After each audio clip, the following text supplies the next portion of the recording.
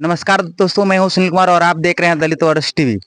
आज हम आए हैं उस परिवार के घर जिस परिवार का मैंने स्थिति दिखाया था। बहुत ही दयनीय स्थिति था और खड्डा विधानसभा 329 में कोई जनप्रतिनिधि इस गरीब परिवार की आवाज नहीं सुन रहा था। लेकिन एक है माननीय पवन दुबे जी, जो इस परिवार के दुख समझे और आज आए हैं उनके मदद के लिए। तो हम पवन दुबे से जानेंगे कि वह इस परिवार के दुख समझे और आज आए हैं तो क्या कुछ कहेंगे। तो हम इन्हीं से जान लेते हैं। सर जी, कुछ बताइए इस परिवार के बारे में। आप स्थिति इतना देखे हैं, सर जी आप कुछ कहें। परिवार के हालात तो बहुत खराब है और पत्नी को तो समझ ही नहीं है कि क्या करना है, मानसिक रूप से विचलित है।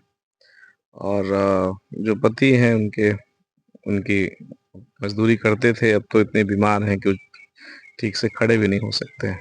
एक छोटी बच्ची है, तो कुल मिला के स्थिति बहुत खराब है। तो हम लोग आए थे, सोच रहे थे कि इनकी कुछ अस्थायी आय की व्यवस्था करा जाए, लेकिन उस परिस्थिति भी नहीं है कि इनकी कोई दुकान खुलवाया जाए और ये दुकान चला सकें। तो फिलहाल इनके अगले 1-2 महीने का जो खाने-पीने की व्यवस्था है, राशन की, वो सब का प्रबंध हमने किया है।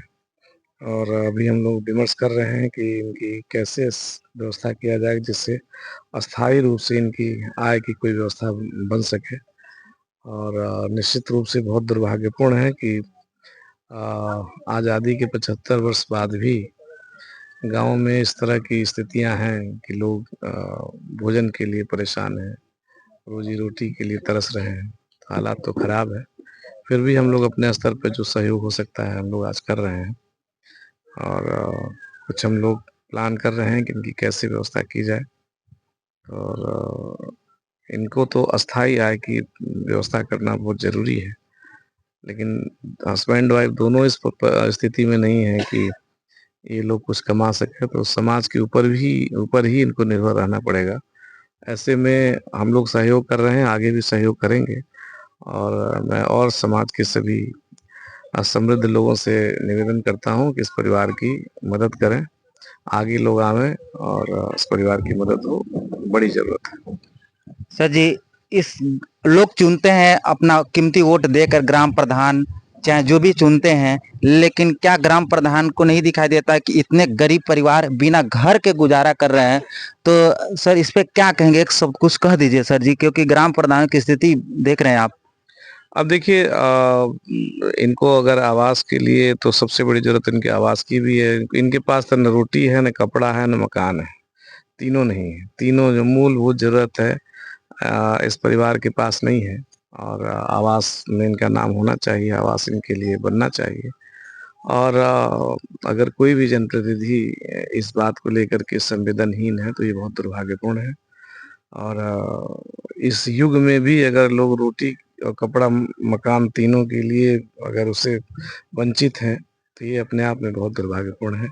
निश्चित रूप से इनका मकान बनना चाहिए, सरकारी सुविधा इनको मिलनी चाहिए।